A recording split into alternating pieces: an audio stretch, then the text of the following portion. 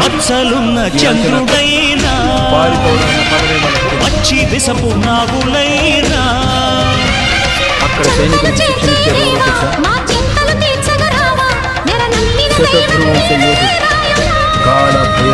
ముక్కోటి వేల్పులలోన ముక్కోటి నువ్వేరైనా